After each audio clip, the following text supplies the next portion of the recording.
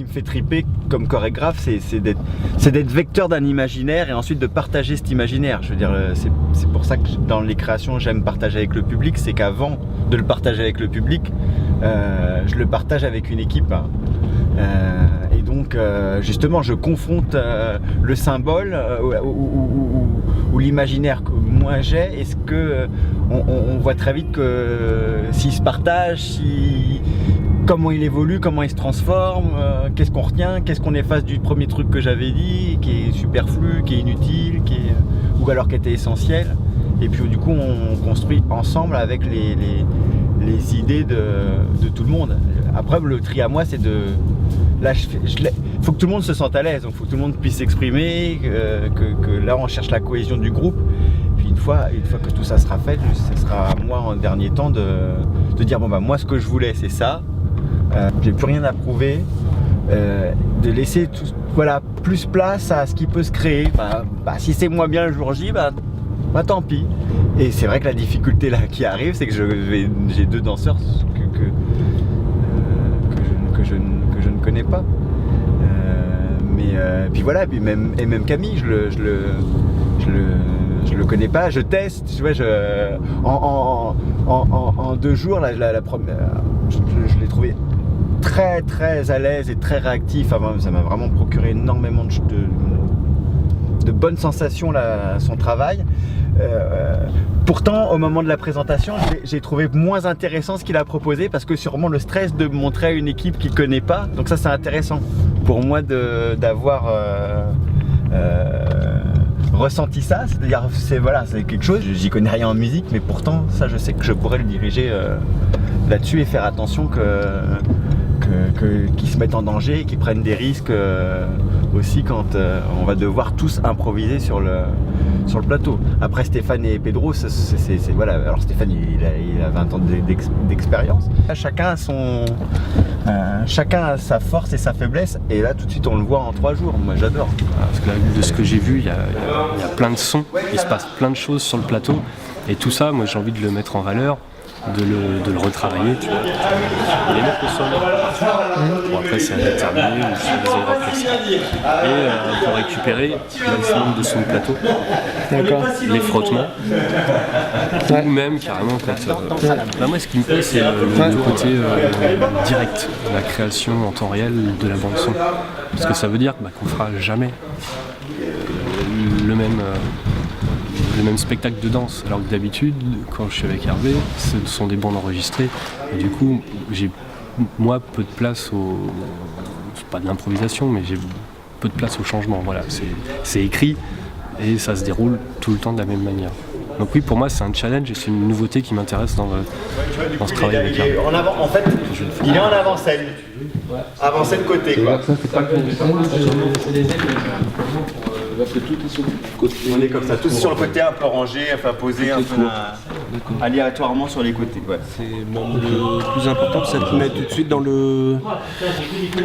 dans une espèce d'état d'esprit où tu sens que vont partir les choses. C'est même presque le moment le plus important où tu sens le chemin vers où va Hervé, quoi. Dans l'esprit, dans l'idée générale qu'il a du spectacle. Ça donne beaucoup pour la lumière, pour la scéno aussi d'ailleurs. De voir l'état d'esprit où ça part, le chemin qui part. L'idée générale est vachement importante du départ. Ouais. On avait déjà l'idée générale du soleil, de la paille, de la terre, de tout ça. On avait déjà parlé de ça. On t'amène en fait. Dès le début, il y a 6 mois. En tout cas. C'est en arrière. Et donc ça te nourrit aussi dans ton esprit. Tu n'arrives pas vierge jamais sur quelque chose. Ça laisse le mouvement se développer. Ça c'est beau comme de voir en même temps. Il faut vraiment pas une petite inclinaison pour pas que ça fasse. Bah oui. Mais tu vois là, il y en a une petite. Ouais, ça suffit. Hein, ça suffit. C'est super beau, ouais. Quoi. Ça suffit ça. Et puis du coup, ça permet que ton bâton ne soit pas pile droit. Parce que c'est chouette qu'il y ait un axe. Moi, j'aime bien de le pouvoir. Il y a vraiment Ça c'est tout con mais ça fonctionne parce que ça amène vraiment un Licence, Résolu. de grand budget. D'accord, d'accord. Et moi, en fait, à partir du moment où le contenu vidéo sera juste créé par moi, en fait, on peut utiliser, je peux développer une application spécialement pour le projet. Et du coup, ce serait une application Java qui tournera, il n'y aurait même pas besoin de... tu vois, avec, je te fais une petite interface. Pour moi, tu te mets en double écran. Il est très très important d'entrer en résonance avec on va dire, la vision à la fois d'Hervé, mais aussi effectivement Serge, le plasticien, enfin tout le monde, les danseurs également, pour pouvoir prendre le pouls, pouvoir toucher tout simplement vraiment les idées et l'univers visuel et aussi tout ce qui est gestuel, mouvement, parce que chaque danseur a son propre style, sa propre empreinte corporelle. Et donc à partir de là, je vais vraiment être en mesure d'entrer en résonance dans ma création visuelle. Par exemple, là, j'ai pris des photos, j'ai pris des vidéos, et je vais partir. Je travaille beaucoup par prélèvement, photos et vidéos. C'est très figuratif ce que je fais, même si j'utilise des outils de pointe. Le rendu reste figuratif. Donc j'ai besoin de venir faire cette collecte et puis cette rencontre. C'est très, très important. Il s'agit d'improvisation vidéo, puisque Mathieu, qui a la technique, va pour chaque salle, donc pour chaque lieu, manipuler en direct les matières vidéo en interaction avec les danseurs. Et moi je m'intéresse beaucoup aux textures, donc l'idée c'est pas de créer des mondes abstraits géométriques, mais vraiment de pouvoir reproduire dans une salle la terre, la poussière, le papier qui s'envole au vent, une déchirure, une main qui transperce un voile, des choses de ce type-là, les veines de la peau.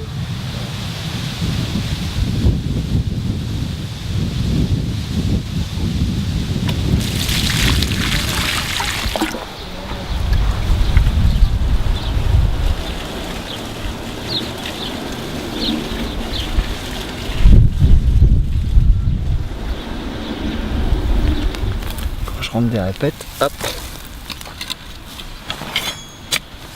C'est ici.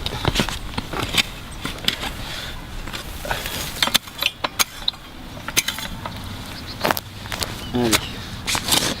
Par contre, je laisse une semaine. Et puis c'est le bordel. Après, j'y passe 2 heures. Je fonce, je pense que je suis le seul jardinier à speeder. Pour avoir le temps de faire tout, parce que à chaque fois c'est la course quoi. Et le souci c'est que c'est pas régulier quoi. Donc c'est pour ça que dès que je suis là, je viens. Sinon c'est le bordel quoi.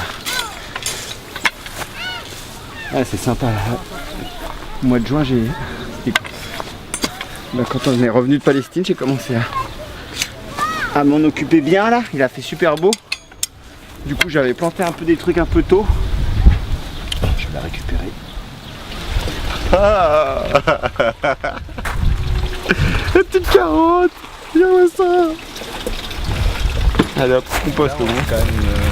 Au niveau des visas, ils doivent passer par la Jordanie, donc ça complique le voyage, ils ont des taxes en plus à payer, ça a l'air assez compliqué quand même à mettre en place. Moi je voudrais assez vite prendre le billet pour qu'il y ait vraiment le temps derrière qu'il y ait 3 mois où on est sûr qu'il n'y a pas de problème pour obtenir les papiers. Moi je suis rentré en contact avec eux pour vérifier qu'ils aient bien leur passeport à jour.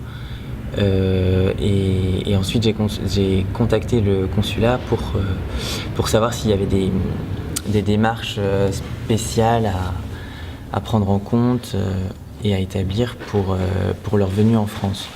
Comme ils viennent moins de 3 mois, en principe il n'y a pas besoin c'est assez simplifié les démarches. Je pense que d'ici même 15 jours, à mon avis, le billet d'avion est pris.